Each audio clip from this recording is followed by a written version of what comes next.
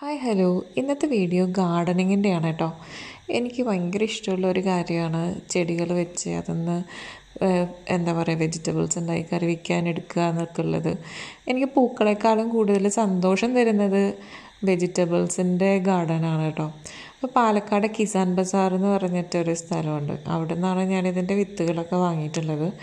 പുതിന, മല്ലിയില, തക്കാളി, പാലക് ചീര ഈ നാലുമാണ് വാങ്ങിച്ചത്. ഇത് നമ്മൾ ഒരു ദിവസം വെള്ളത്തിലിട്ട് വെച്ചതിന് ശേഷം നെക്സ്റ്റ് ഡേ വേണം അത് മണ്ണിൽ ഇടാനായിട്ട്. അവിടുന്ന് തന്നെ പോട്ടിംഗ് മിക്സും വാങ്ങിച്ചു. പിന്നെ ഫസ്റ്റ് ഒരു പ്ലാസ്റ്റിക്കിൻ്റെ പോട്ട് മാത്രമേ വാങ്ങിച്ചുള്ളൂ. ഇതിലെല്ലാം തന്നെ മുളച്ചു എക്സെപ്റ്റ് പുതിന കേട്ടോ. പുതിന ഒരെണ്ണം പോലും മുളച്ചില്ല എന്നുള്ളതാണ്. ബാക്കിയെല്ലാം പാലക്കും മുളച്ചു നന്നായിട്ട്, തക്കാളിയും മുളച്ചു.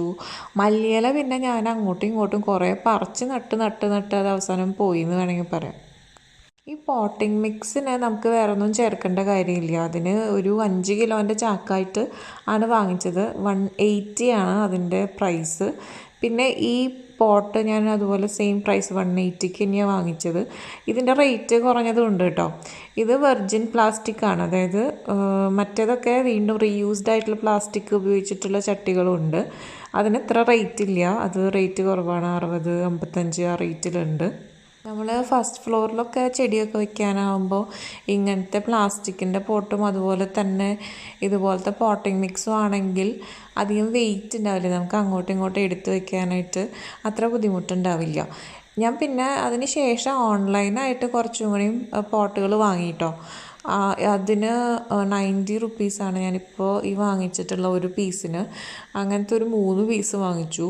പിന്നെ ഇവിടുത്തെ ലോക്കൽ 1-2 ഷോപ്പിൽ നിന്നായിട്ട് വേറെ ഞാൻ പറഞ്ഞില്ലേ അധികം റേറ്റില്ലാത്ത 60, 55 ആ റേറ്റിലുള്ള ഒരു 4 ചട്ടിയും കൂടി വാങ്ങിച്ചു. തക്കാളിയൊക്കെ നല്ല ഉഷാറായിട്ടുണ്ടായി, പാലക്കും നല്ല ഉഷാറായിട്ടുണ്ടായി. മല്ലിയില അങ്ങോട്ടും ഇങ്ങോട്ടും പറിച്ച് വെച്ചതിൽ കുറേയൊക്കെ ഒന്നും തന്നെ ഉണ്ടായില്ല. പുതിന മുളച്ചേ ഇല്ല കേട്ടോ. അതെന്താണെന്നറിയില്ല. പിന്നെ ഒരു പാത്രത്തിൽ ഇഞ്ചി വെച്ചിട്ടുണ്ട്.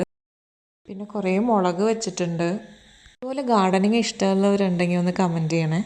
മുടിയുടെ വീഡിയോസ് ചെയ്യാനായിട്ട് കമൻറ്റ്സ് ഞാൻ കാണാറുണ്ട്.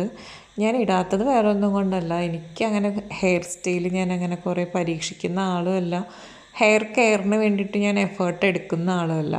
അതുകൊണ്ട് എനിക്ക് അങ്ങനെ കൂടുതൽ വീഡിയോസായിട്ട് ചെയ്യാനുള്ള കണ്ടൻറ്റ് ഇല്ലാത്തതുകൊണ്ടാണ് ഹെയറിൻ്റെ വീഡിയോസ് ഞാൻ ചെയ്യാത്തത്. 2 വർഷത്തിന് മേലെയായിട്ട് കുഴൽക്കിണറിലെ വെള്ളമാണ് മുടി. അതുകൊണ്ട് നന്നായി കൊഴിഞ്ഞ് അടുത്ത് തന്നെ ഒരു ഹെയർ കട്ട് വരുന്നുണ്ട് കേട്ടോ. അപ്പോൾ താങ്ക്സ് ഫോർ വാച്ചിങ്.